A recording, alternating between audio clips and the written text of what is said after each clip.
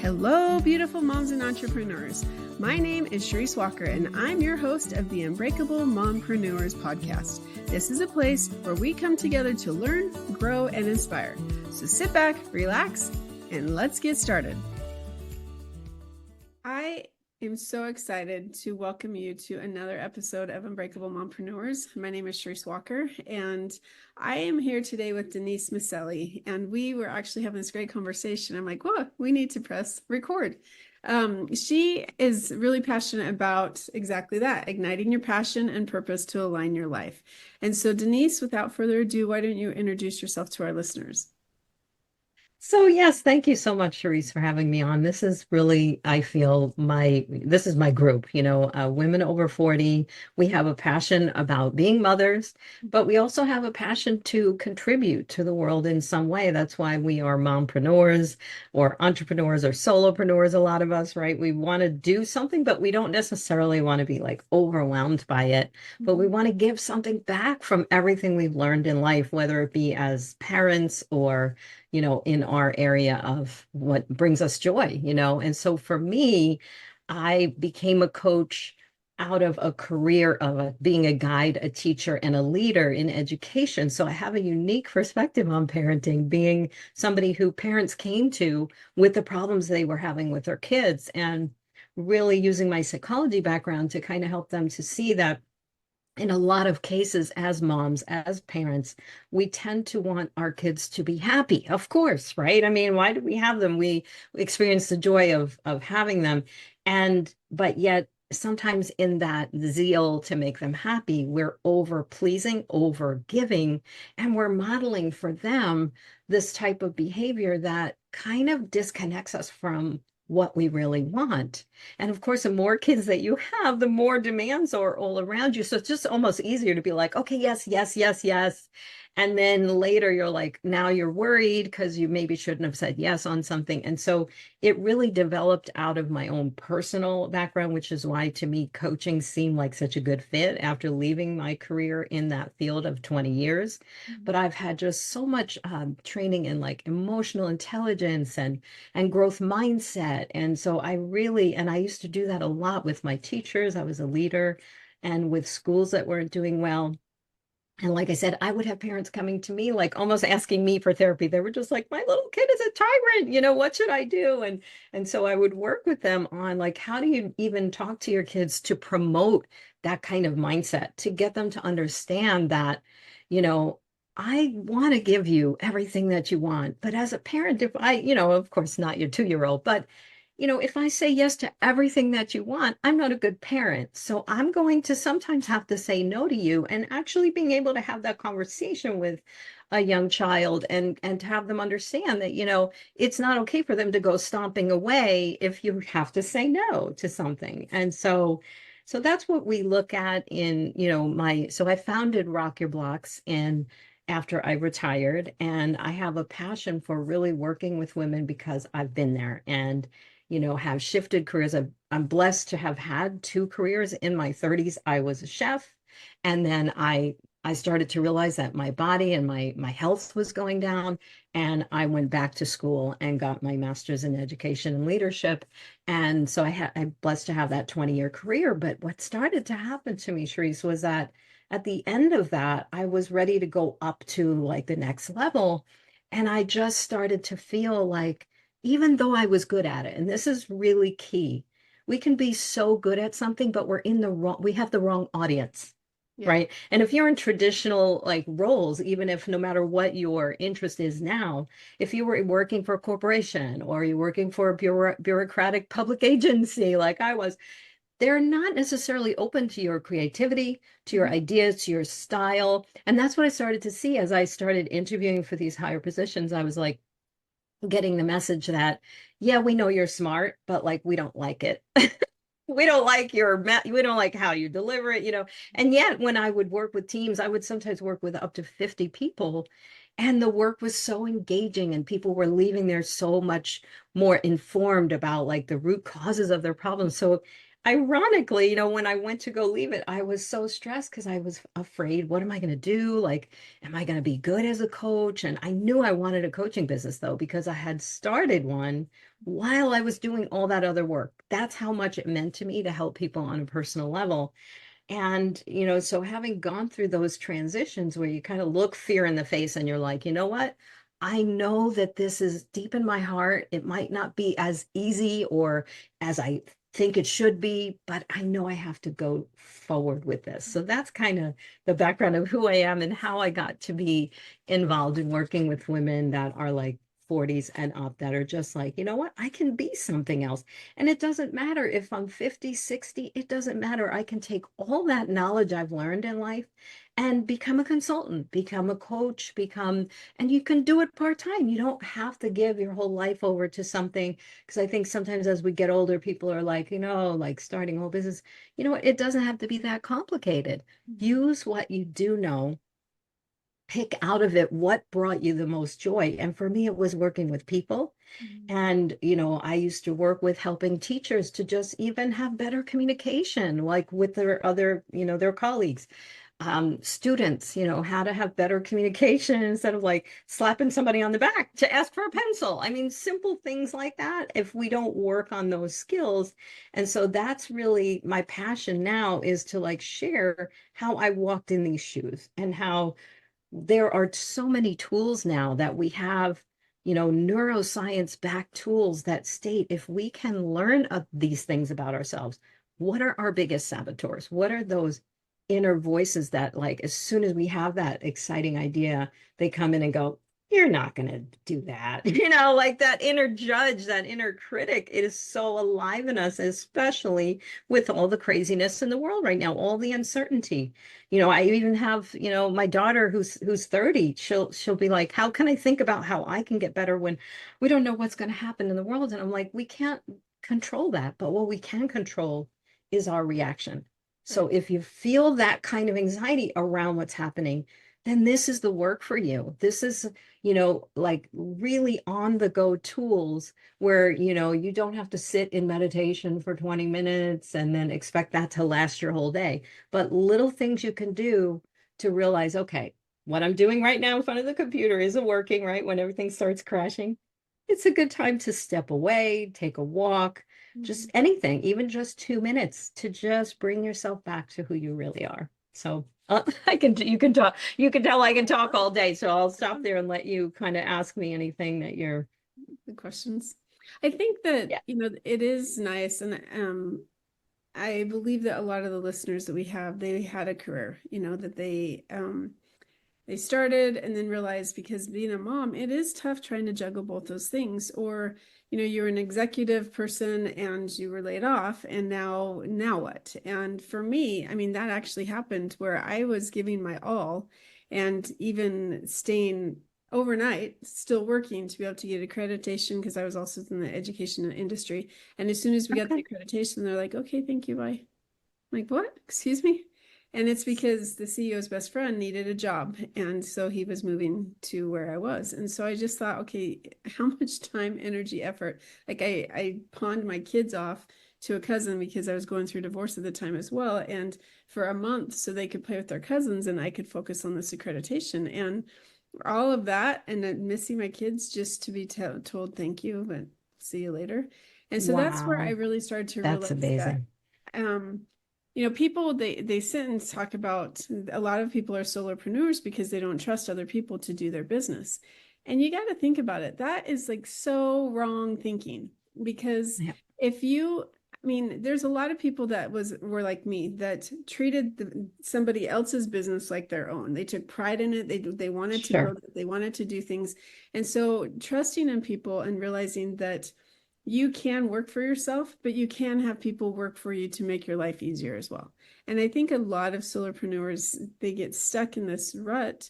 And really, I think the question you have to ask is, how high do you want to go? I mean, how much do you want to accomplish? I spoke with somebody recently where she only works 3 hours a week or a day. That's it. That's all she wants to do because she's raising 5 kids.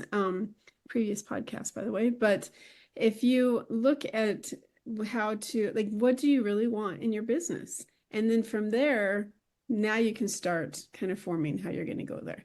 But you talk about procrastination and perfectionism, the two Yes. things that honestly, I look back at the last 3 years of my life that since I've been like gone into this whole journey that I'm doing now, and it's tough. Those two Mhm. things, you hear a lot about, well, I'm going to do this course, or I'm going to do this, but I can't sell it until like I have everything written and everything's created. And so really, is that the way? Because what if you create all this stuff and somebody doesn't like it or you can't sell the product? Now you've wasted all these hours for something that doesn't even exist, and nobody has a desire for. So talk to us about how to heal from getting over that perfectionism and procrastination.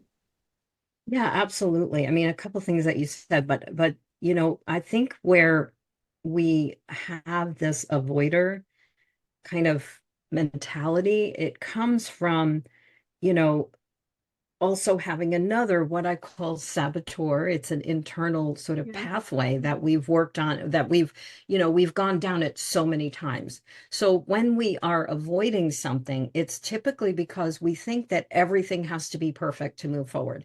And it comes from a fear, right? Everything is like on a continuum of love and fear, right? Going forward and towards something, you have to trust yourself enough to go towards it, realizing that everything you're doing isn't going to work.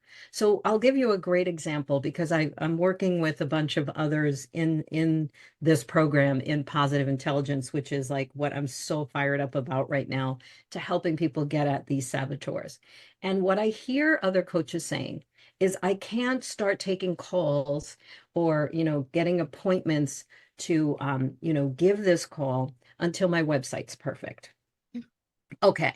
So I've had a lot of training in social media and all of that. And what I say is, first of all, who's your niche? Second of all, where do they live? And third of all, we are past the days when websites really sold anything when you're a coach. There's a million coaching websites. Most people don't know enough about SEO to get anybody to them. And we are past the days of 10 years ago where people were paying money to have people get to their website. We're not doing that anymore. And if people go to your website, you can see they barely make it past the first page. And we have that syndrome where we only want to have what is on one screen. And people have like their first page is like scroll, scroll, scroll. They don't have the attention span. So I say to people, and it makes me think like I should like offer a presentation just on this because this is what slows entrepreneurs.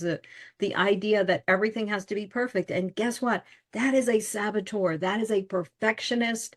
We call it stickler. That is like, I can't move forward unless everything's perfect. And I fear that if it's not perfect, no one will want to book with me. Well, guess what? You have these skills and you're showing up for a reason. But if, let's say, all of your people are on Facebook and you're posting once a week, you're not going to necessarily connect with them. So, how about a Facebook community that speaks to their specific need? Mhm. And so that way they can have some exposure to you. They can see things that you're posting and get notified that you're going to go live stream or do, you know what I mean? Like, so there, it's how are you spending your time? And I've been there. I did it all. I mean, I've had so many different versions of my website, and I finally realized, you know what? I started deleting pages because I could see back end that people weren't even going to the page where I was sharing my Medium blog articles. Like they can go to Medium for that, right? So have links, have your biggest message though be what they see when they come to your page. But that's it. I mean, you really should just have what I offer, how to contact me. Here's all my links and click them and get something free, right? Get on my email list. And so we waste a lot of time on avoiding because we're afraid of not being perfect. And the fact is, if you want to be an entrepreneur of any type, you have to understand that every step forward is a measure and there's going to be a lot of fails. And if you're so mired in these kind of stuck ways that are, perfectionist and avoiding and all of that, you're not going to get your foot out the door. And you're going to feel very discouraged because, like, I've had people tell me they've been working on their website for 6 weeks. And I'm like, if you count the hours that you've spent, you could have hired someone and it would be done by now. because there are many, many tools out there. As there's younger people who have these tech skills, we can hire them on Fiverr. We can find them, source them, see even video editing, however you put your message out there. So when we know it's not an area of strength and we spend that kind of time, we're really not focused in on what is going to be most practical. So when we avoid or we postpone or we get caught up in the details, we are really affecting our wellness because we have anxiety over spending that much time. We're kind of cranky, so we might even be affecting our relationships, and we're not moving forward. And then we're validating our own fears because we're not focused on the right thing, right? So Yeah. that's one thing I would tell all of the mompreneurs out there is know your audience. When I first started this, I was like, I'm going to help all women who have anxiety. It was like, when you are too big like that, you're going to miss everybody. So Yeah. really try to think about, who do I want to talk to? And what is it that I solve for them, so that you can find out where they are. And there's great data about where different ages, different sexes, different incomes, where all of these people spend their time. And that's where you want to focus. So, it's otherwise what we have with this procrastinator is we have this constant simmering anxiety. We're not trusting ourselves, and we're afraid to even make those little steps where, you put out, let's say, a new PDF, that your fillable PDF you're giving away. Well, you put it out there, and it's not getting clicked on. Okay, that's all right. Mhm. Either do something new, maybe try a short video instead. We know that people are not reading content as much. Right. So look at your age group. Sometimes your age group, maybe they like to get on a community. Maybe they like to go to a webinar about something that's going to help them. But keeping it to what it is that, who it is that you're trying to reach. And when you procrastinate, you are like I said, it's like a self-fulfilling prophecy, because you're not focused on the right thing, then, you're not making progress.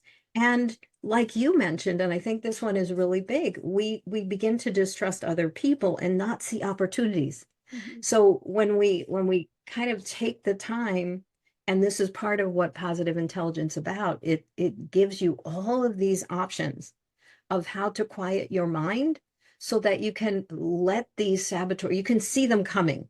And I'll give you an example. Everyone has the judge. Everyone has the judge, right?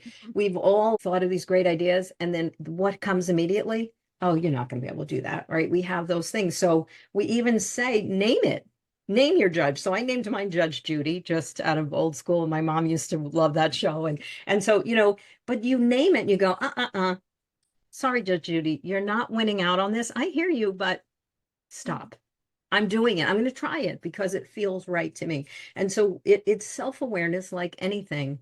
But we know now that through neuroscience, that when we take that time, 1 minute, 2 minutes, we don't have to be these Zen meditators. We can do these things on the fly. So part of positive intelligence, what you learn is, you learn tools like using sensory, using visual, closing your eyes, using tense and relax. We teach you a number of tools, and you'll pick your favorites, right? Not everybody's going to resonate with all of them. And we put them into an app.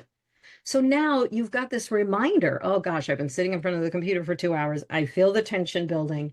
Time to get up. And you can do it on the way to the bathroom. Like, do it. And that's the beauty of this is, and I've done so many different coaching programs. The beauty of this is it puts accountability in your hands, and it allows you to see, what are my top saboteurs? And for me, I'll tell you, I had the pleaser. And if we look at ourselves as moms, we want our kids to be happy. So often that develops in us. We can probably look to our parents and see that our mother had that, or a grandmother. Someone else showed us that. And, a lot of people say all of this, stuff happens to you when you're a kid. No, it happens every day. I mean, maybe when you were younger, you felt like you had to be pleasing, but it's not just exclusive to childhood, right? We get triggered all the time now by life, by our partners, by our kids. And so we have to have some kind of a tool to calm down the nervous system, to connect with ourselves and say, wait a minute, you know what? I don't have to make that choice. I don't have to avoid this. I don't have to believe that inner critic that's piping up in my head. And as an entrepreneur, not everyone is meant to be an entrepreneur. If you do not have a thick skin these days, it's very hard. And if you try to do everything yourself, like now when I'm meeting other coaches and a lot of times on podcasts, it's like, oh my gosh, we should collaborate Yeah. because we are offering different things. And here's the thing, you can go side by side with another coach and your willingness and how you said sometimes women are just like they don't want to even get on each other. Get on everyone's page, see what they're doing, see what's resonating with people. Maybe you have the same niche, like you and I have the same niche, but I'm not for everyone. You're not for everyone. Like I might appeal to older mothers, you might appeal to younger.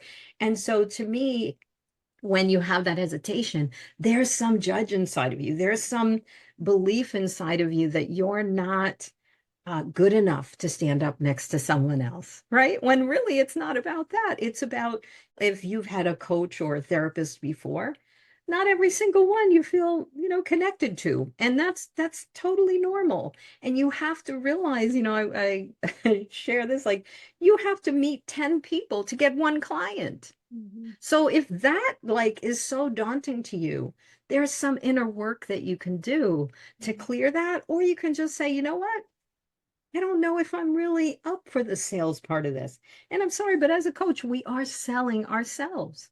Yeah. And you have to have a compelling message, a compelling answer for your potential clients, and you have to be okay with them saying no. I think that's why a lot of people don't even want to book calls these days because they feel like, oh, I'm going to be on this high pressure campaign, and that's intimidating. But if it simply isn't, for you, or I've had people say, you know what, this is so great, but I know I can't commit to it right now. Okay. Can I keep you on my list? Can I reach out to you later? So these are a lot of the fears that bring up this kind of procrastination, this pleaser.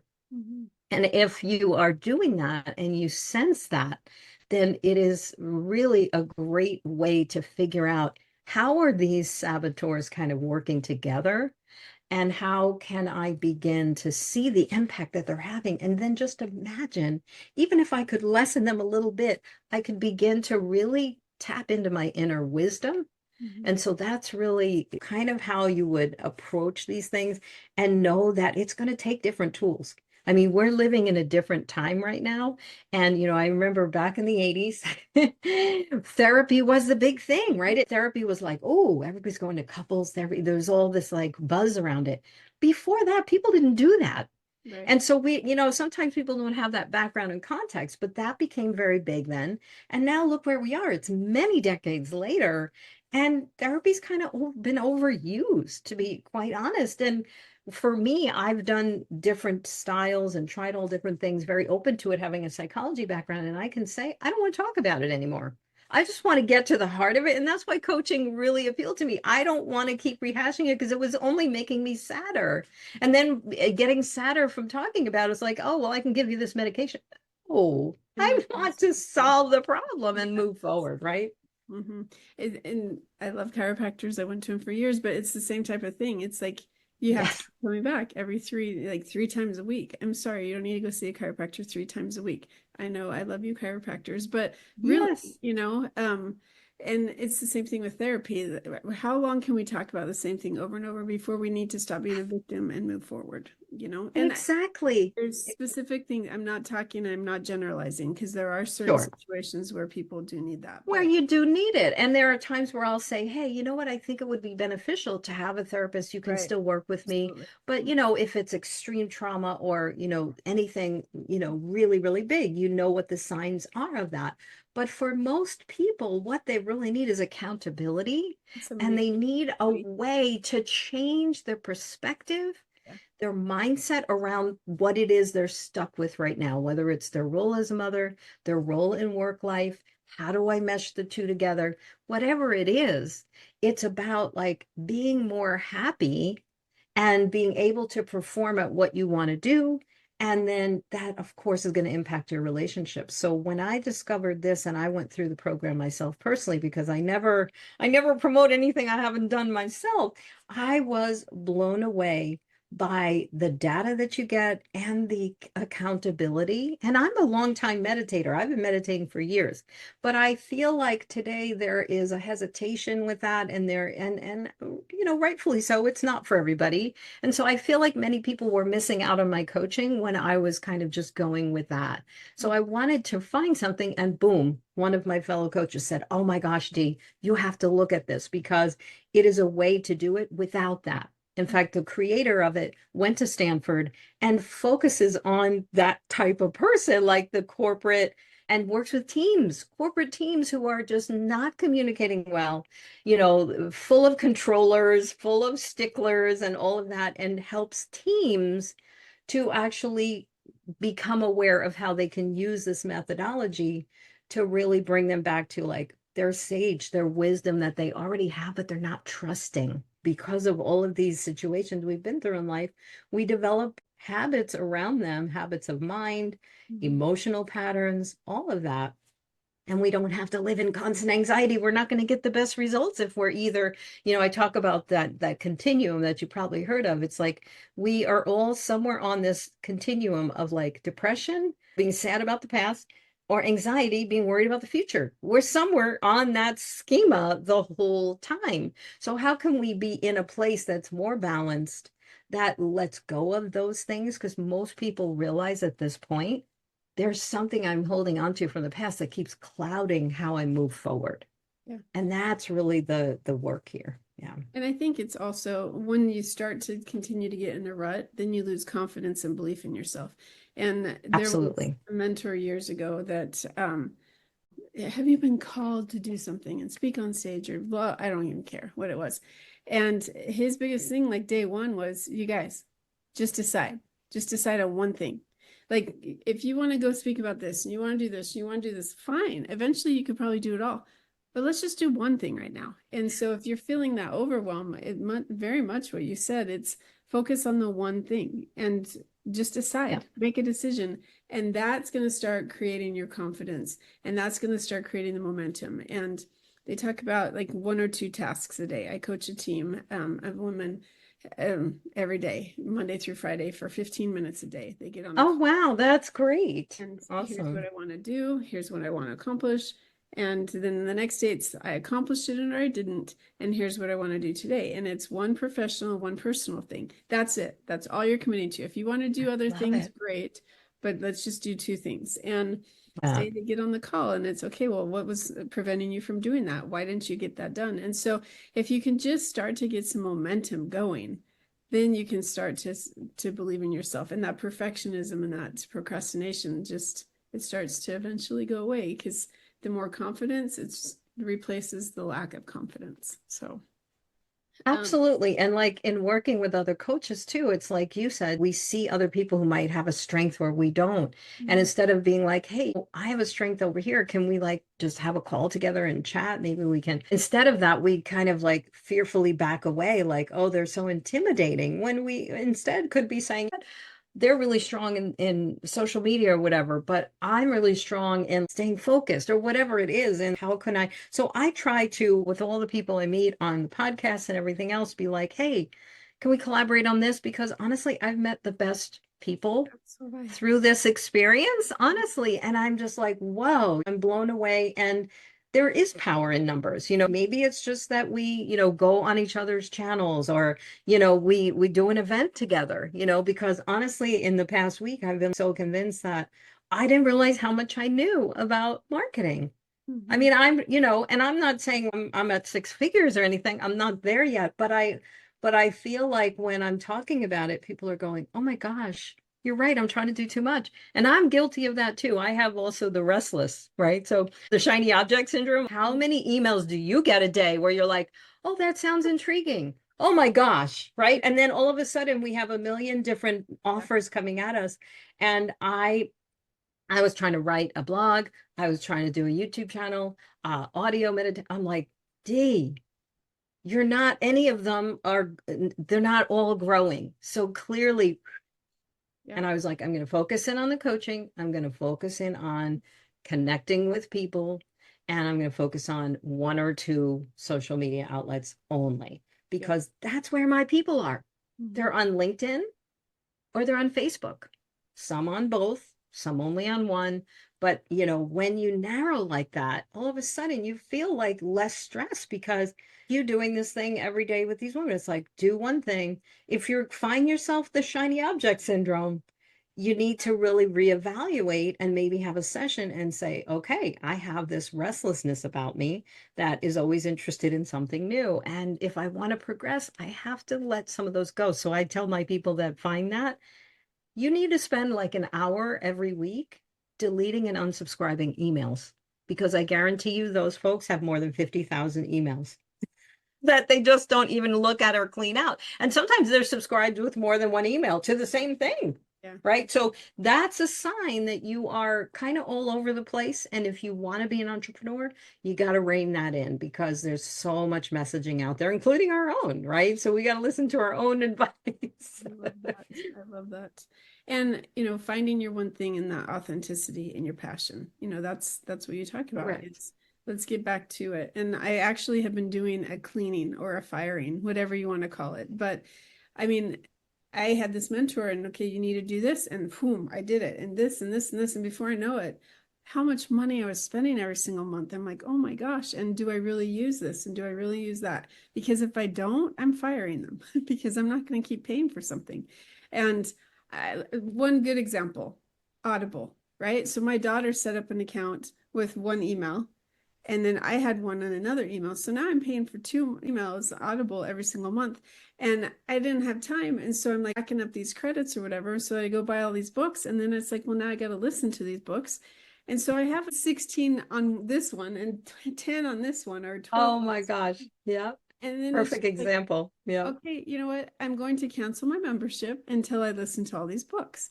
And so you don't have to. And it's the fear. So I'm like, the fear, if I cancel, I'm not going to have access to it. And then I thought, wait, I don't use it anyway.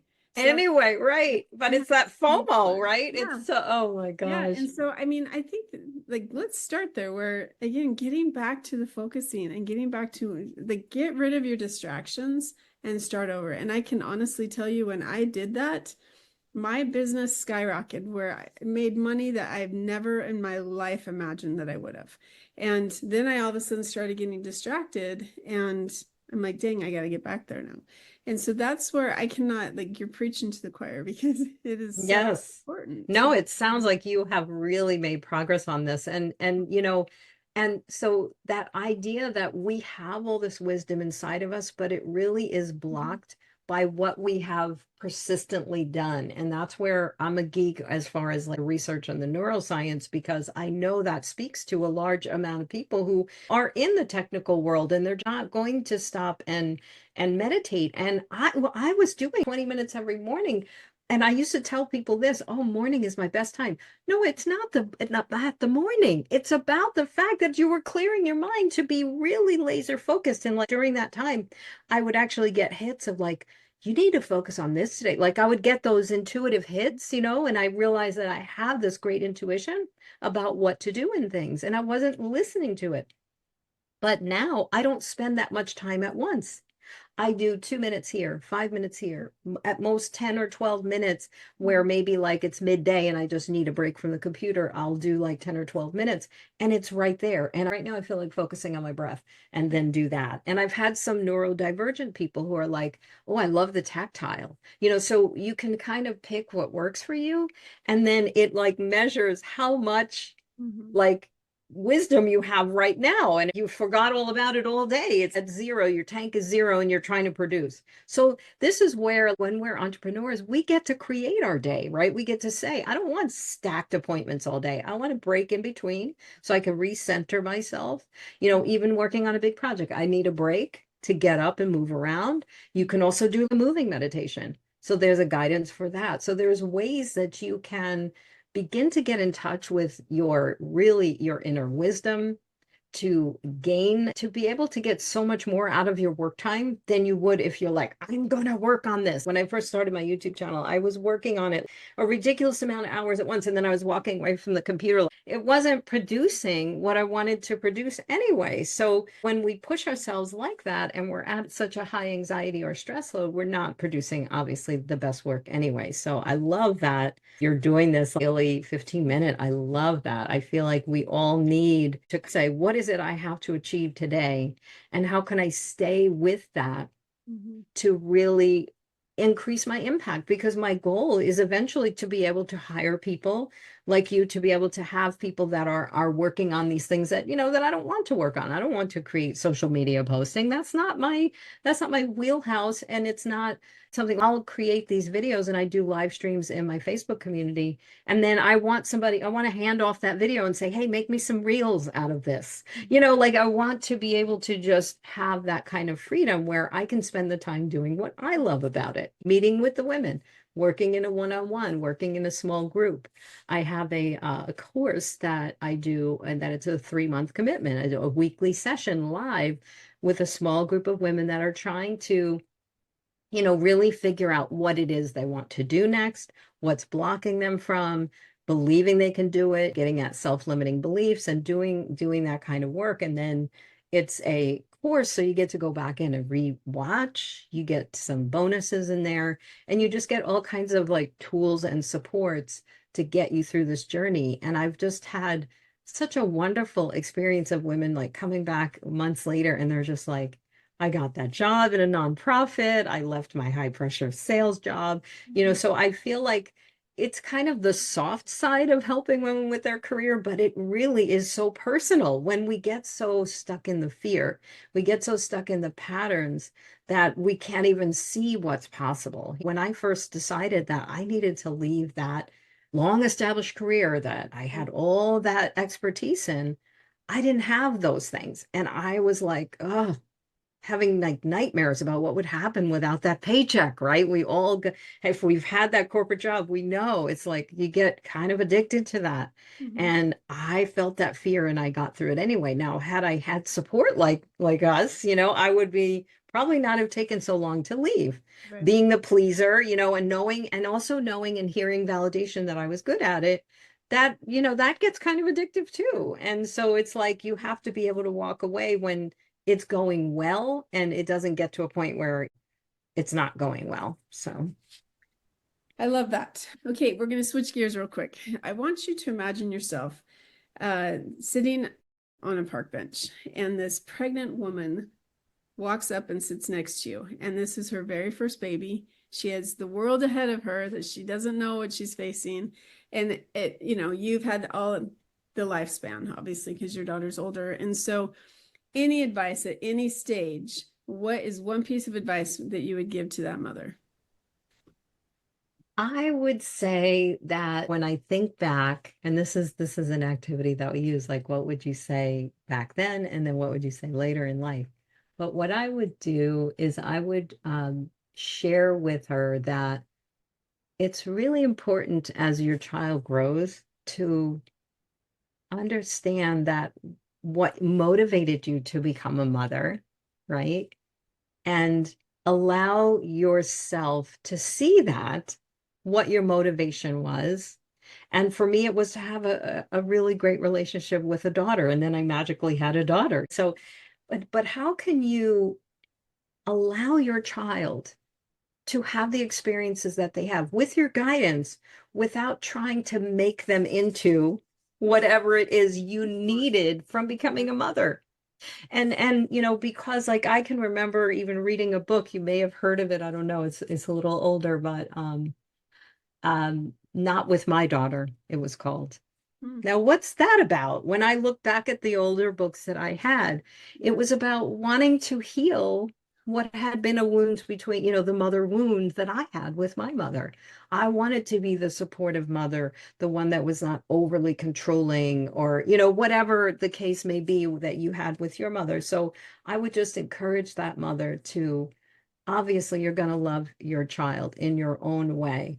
But as they grow, just allow them to fault to make their mistakes, because if we try so hard to be the best mother, sometimes that will cloud what that child is all about. And we want to let that child really become who they are and make those choices. And so I would encourage her to do that.